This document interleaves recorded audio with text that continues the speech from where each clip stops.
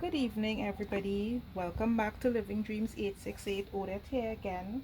And today I'm doing a short video for you because I was thinking that most it's a holiday, most of us are home, and it's just a fun short video.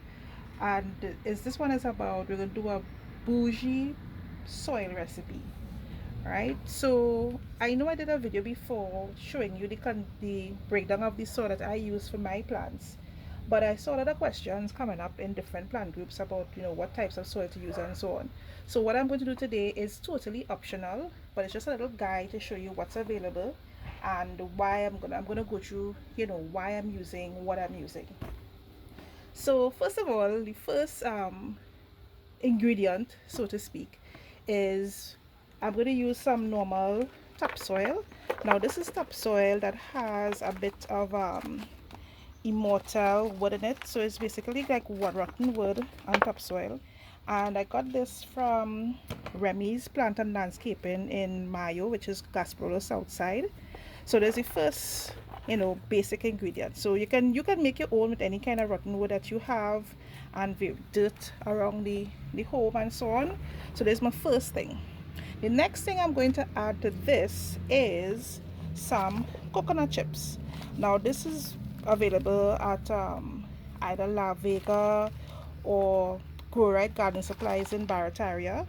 And the reason for the cocoa chips as well is to really add some moisture. But what happens, this retains moisture, and the chunkiness also gives the plant's root some time to breathe inside the soil.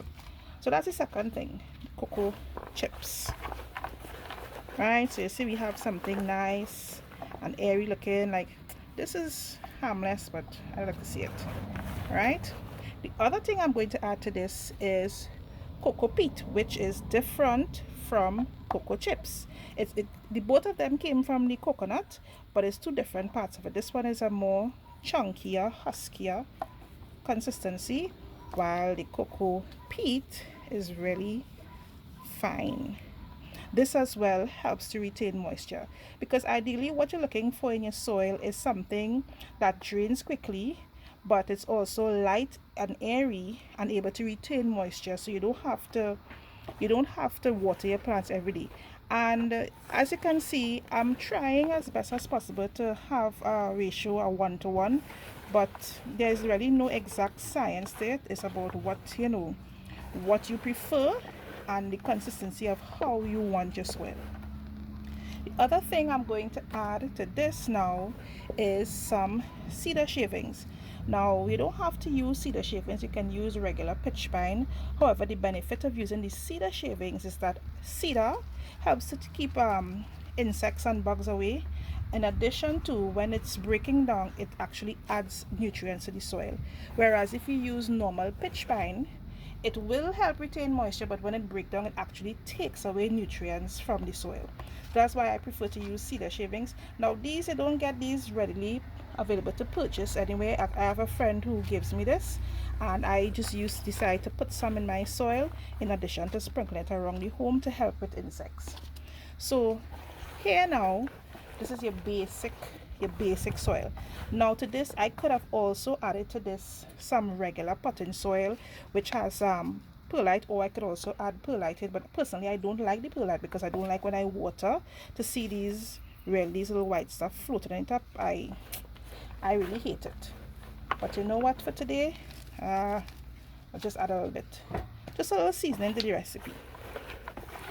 So right, so this is basic soil composition. Anything I'm going to add from now forward is really optional, and like in any recipe, it's just like a little extra. If you feel like, you don't have to. So the next thing I'm going to add is some charcoal, regular charcoal chunks. Right, I find these looking a little big, so what I'm going to do, I'm gonna try and see if I could crush it a little bit. And the idea behind the charcoal as well is it helps, if you know, charcoal helps with odor, right? And it also would provide a little more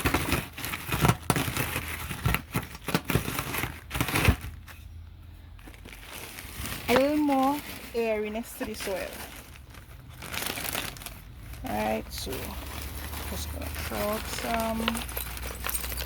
Yeah, just eyeball it. It's not an exact science behind it. Right. Put some more.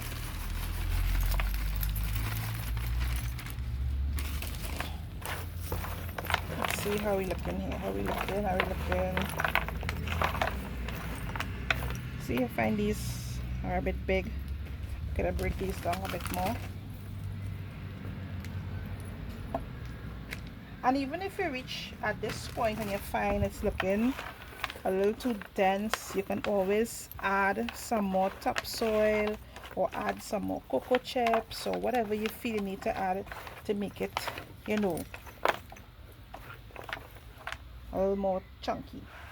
The next thing I'm going to add now, we're reaching the bougie end of the soil recipe here now.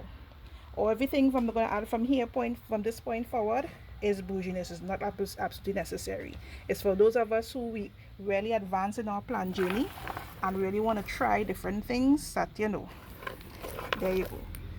Right, next item is eggshells. Now these are just regular eggshells I have from the kitchen. What I do when I use the eggs, I just place them back into a spare egg carton, leave them to dry. I even saw a video online where the person put them in the oven and kind of bake them to dry them out properly, but I just leave them. And now I am going to just crush them, give them a nice little crushing, crush.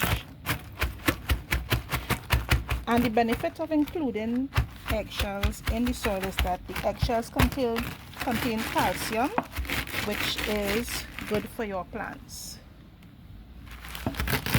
Alright, so just give them a little crush. I've seen some videos where they just sprinkle it on the top of the soil, but I really don't like how that looks on top of the soil, so I prefer to just crush mine. And so remember, this is the bougie end, so I really don't have a ratio. You just sprinkle and let the ancestors guide you. Sprinkle, nice. Looks just about enough for me.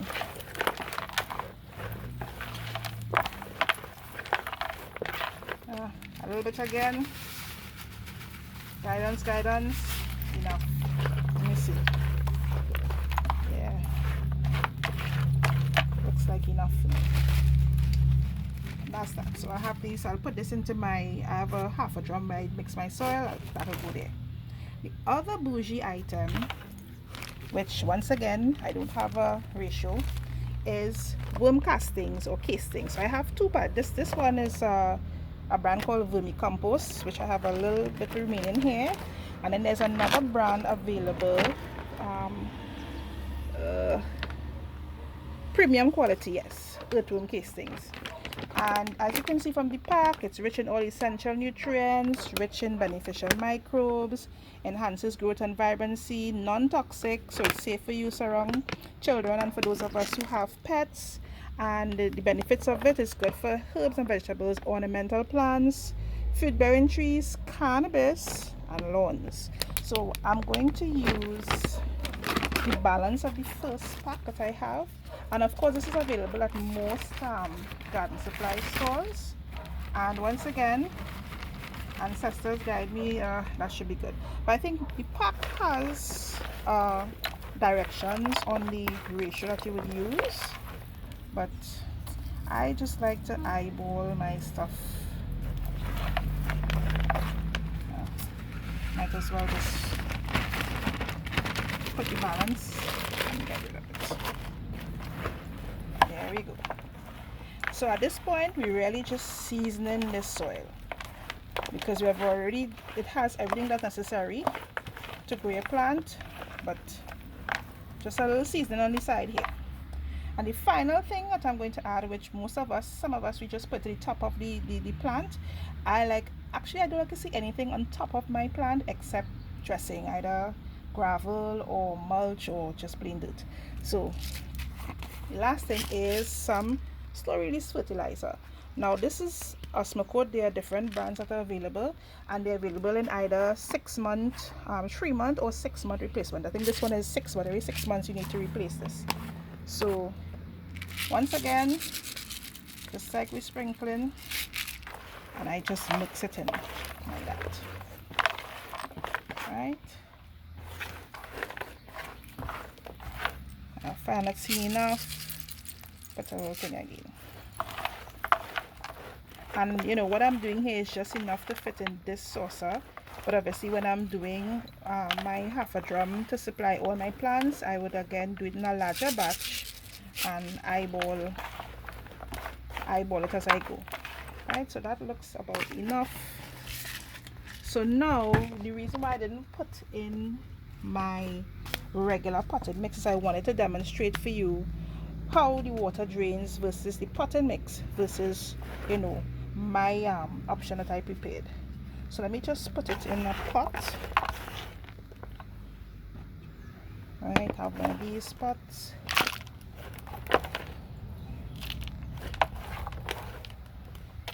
And the intention is hopefully based on the composition that I did today, that this drains really quickly in my demonstration. Right, so let me get another pot and put the balance of the soil. And as you can see, I like to get my hands involved when I'm doing my gardening. I mean, I don't really wear gloves and all that. If I'm doing it on a larger scale, I might just use the shovel to mix, but I like to get my hands involved. Right, so here we have the mix, and like the eggshell, I just like to, yeah, right. And here we have regular potting soil. Now, no offense to anybody who sells potting soil or likes to use potting soil. To each his own. You're free to use it.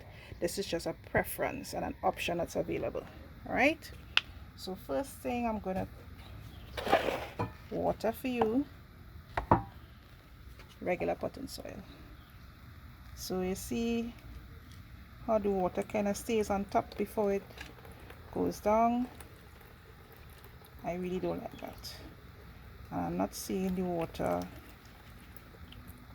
A lot of times when you water like this, depending on how the pot soil is made, you will see the perlite coming on top, which is not really an issue. Just that I just don't like to see it.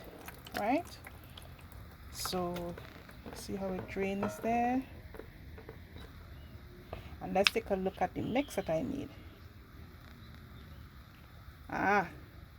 See, water going right through, no settling on top at all, just going straight through your plant. And let's see how it comes up on the bottom. There we go. So this is ideally what you want, to water that goes through really quickly. That doesn't take too long to go from the top to the bottom and drains out thoroughly. And the great thing about this composition is that all these pieces of cocoa chips plus the cocoa peat in there is going to retain moisture. So that way you don't have to wet plants every day, particularly if they are indoors. Because I think some people, we like to look at a schedule for wetting plants, but it always depends on the type of plant, what sort of conditions it likes, if it's indoors or if it's outdoors, and the type of soil that you have. That will determine your watering schedule. All right, so yeah, nice short fun video, bougie plant recipe. And like I said, everything here is optional. We could have stopped at ingredient number 4 and have something that's acceptable. So I hope you all enjoyed this video as much as I enjoyed doing it for you. And let me know what you think about the bougie plant recipe, or if you have any other options that are available. Thanks so much for watching, and continue to be safe. Bye.